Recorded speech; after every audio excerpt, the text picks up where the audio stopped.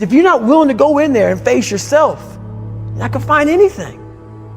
You're gonna live right here on surface, man, right here on surface. So if there is an ending to this world and there is somewhere to go and there's a judgment, you're gonna get there and you might see a chart. And that chart may tell you who the fuck you should have been. And now you get the rest of your life to think about that. Man, I could have lived a much better life if I just would have just suffered a little bit more. If I just would have went in that and realized I had so much more. But fear and the 40% and living here versus living here, being afraid, stop me. Your biggest enemy, the most important conversation you will ever have in your life is the one you have with yourself. You wake up with it, you walk around with it, you go to bed with it. Eventually, you're going to act on it, whether you're good or bad. You have to. That's why the whole thing about this book I have, it's about you. It is about you. It's strictly about you finding who you are. So many people die, live 100 years, never fucking know who they are. Never know who they are. You have to look in that mirror and know there's so much more in here, man. Because I can literally right now be a 300-pound guy spraying for cockroaches still to this day if I did not look in that mirror and say, there has to be more to this. This can't be it. And then willing to go into it, dive deep into it, and give all I have to find it. So that's what all that's about. Let's say there's 10 people in this room and we're all mediocre. But I'm the best of the mediocre people. I now think I'm great. I'm great. We surround ourselves around people that make us feel great. They tell us what we want to hear. The second we put ourselves amongst the uncommon people, we don't like that feeling, that challenging feeling of that person who's waking up at 3:30 in the morning and say, hey, push your on, we're going for a run. We don't like that challenge. We like that person who says, hey, you know what, man, I don't feel good today, man. And they say, oh, it's okay, brother. We'll take a day off, man. We'll get a pizza and watch the game. We like that. We love that feeling. Why? Because you understand, man, we're good, bro. We don't want that motherfuckers like this. Hey, man, no, bro. Get your fucking shit on, man. Stop being a punk. We don't want that in our lives. We don't want that person who's constantly challenging our weaknesses. We want that person who's constantly, making us feel nice and good and secure in ours. That's the mediocrity of life. We want to be the best amongst the average people. People wonder, how do you stay hungry all the time? Because after I accomplish something, I don't sit back like a lot of guys who graduate buds, graduate this, graduate that. They get comfortable.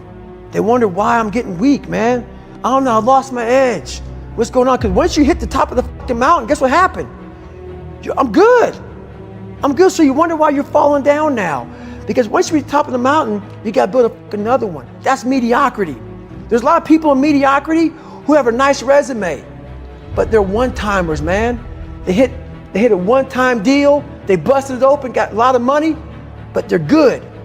You're mediocre now, man. What are you fucking doing today, tomorrow, the next fucking day? That's why I don't listen to theorists. I don't listen to all that bullshit. I listen to a motherfucker who's like this, man. What's wrong, man? I'm fucking tired, dude. Why are you tired?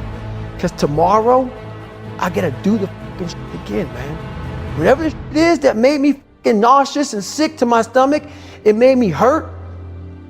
There's no ending. And that's the person I listen to. That's the person who's gained knowledge. You gain knowledge through suffering.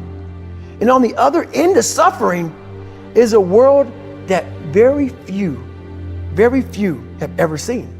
It's a beautiful world because that's where you find yourself. You don't find yourself in over here. You find yourself on the other end. Like the 100-mile race I was on, I ran it for 24 hours. I found myself on the other end of that race. That 19 hours, I found, wow, there's a whole nother world out here that I've never even saw, but the world's in your mind. And that's what all that mediocrity is about. The mind has the tactical advantage over you at all times. At all times of your life, the mind has a tactical advantage over you. Why is that? It knows what you're afraid of. It knows your insecurities. It knows your deep, dark lies. And it starts to push you away from that.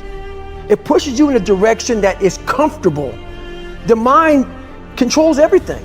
So what I realized was that when I was growing up and I was 300 pounds and I got all fat and I got all insecure, I realized that my mind kept taking me in this direction. When things got uncomfortable for me, when I was facing my insecurities, I was facing my fears, my mind said, oh no, we have the tactical advantage. We need to get you, separate you from this feeling. This feeling over here, life's all about feelings. We want the happy feeling. We don't want that feeling of this sucks. If in that moment, you can answer those up questions and you are now in charge of your brain versus your brain ruling you, that's where all that stuff comes from. So the 40% rule is all of that. You get to 40%, your brain says, we're done. Let's roll, man. This is starting to get painful. This is uncomfortable. So you sit down. You have to figure out ways, and everybody's different. That's how the book kind of talks about, like we all have these things about, 5 steps to this and 4 steps to this. It's a lot more than that. That's all bullshit. It's a practice that you have to, it's a habit. So if you know that at 40%, I'm feeling pain. At 40%, I'm feeling pain. That's where the 40% rule kicks in. Now it starts. Okay, I'm feeling pain. My mind's saying all this shit to me. It's saying, get out of here, run, flee. The fight or flight kicks in. Okay, we're done. We're not good enough. It starts telling you all these things. You start to believe it because the mind controls all. This is the time where you have to gain control back of your mind. It's okay, let me see if I can go 45%. And once you start giving yourself more and more hope and start realizing, okay, the mind starts to be, okay, what are you doing? We're supposed to be going right and you're going left. You start then controlling your mind. Start finding more in yourself, and then it goes from 40% to a lot further than that. But that's the start of it though. Get to the spot where your mind is saying stop. Wherever that is, you gotta get there first, and then that's when that shit starts to work for you. You gotta control yourself in that moment.